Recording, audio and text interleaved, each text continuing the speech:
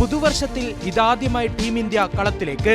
വിജയ് ഹസാരെ ട്രോഫിയിൽ വെടിക്കെട്ടിന്റെ കരുത്തുമായി സൂപ്പർ താരങ്ങൾ. പരിക്ക് മാറി തിരിച്ചെത്താൻ ക്യാപ്റ്റനും വൈസ് ക്യാപ്റ്റനും. ന്യൂസിലാൻഡിനെതിരെ ഇറങ്ങുമ്പോൾ വലിയ പ്രതീക്ഷയിലാണ് ടീം ഇന്ത്യ.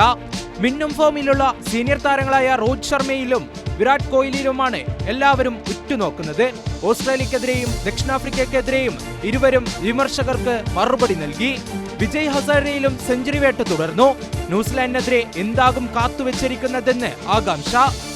ആദ്യ മത്സരത്തിൽ കെഎൽ രാഹുലും ഓൾറൗണ്ടർമാരായി രവീന്ദ്ര ജഡേജ, നിതീഷ് റെഡ്ഡി, വാഷിംഗ്ടൺ സുന്ദർ എന്നിവരും ടീമിലെത്തിയേക്കും. ബുംറയുടെ അഭാവത്തിൽ മുഹമ്മദ് സിറാജിനാണ് ബൌളിംഗിന്റെ ചുമതല. സിറാജിനൊപ്പം ഹർഷ്ദീപ് സിംഗോ ഹർഷിത് റാണയോ ടീമിലെത്തും.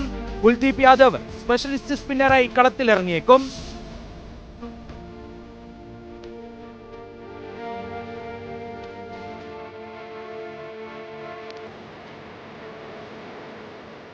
മിച്ചൽ ബ്രേസ്വെല്ലിന്റെ കീഴിൽ യുവനിരയെയും അനുഭവ സമ്പന്നരെയും ഉൾപ്പെടുത്തി സന്തുലിത സംഘവുമായാണ് ഇന്ത്യക്കെതിരെ കിവീസ് ഇറങ്ങുക. ഡെവോൺ കോൺവേയോടൊപ്പം വില്യങ് ഓപ്പണിംഗിലെത്തും. പിന്നാലെ Nicholls, Daryl Mitchell, Glenn Phillips, Bracewell തുടങ്ങിയ വെടിക്കെട്ട് താരങ്ങളും എത്തും. കെൽ ജെമിസൺ നയിക്കുന്ന ബോളിംഗ് നിരയിൽ സാക് ഫോക്സും ഇന്ത്യൻ വംശജൻ കൂടിയായ ആദിത്യ അശോകും ഇടം പിടിച്ചേക്കും.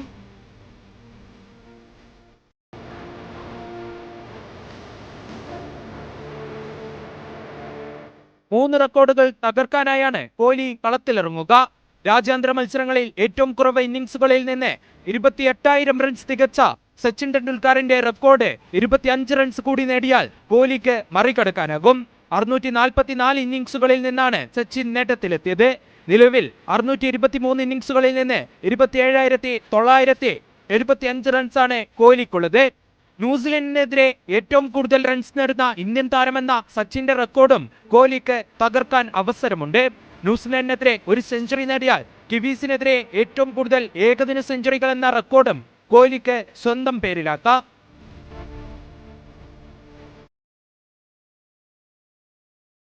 Sports desk news Malayalam.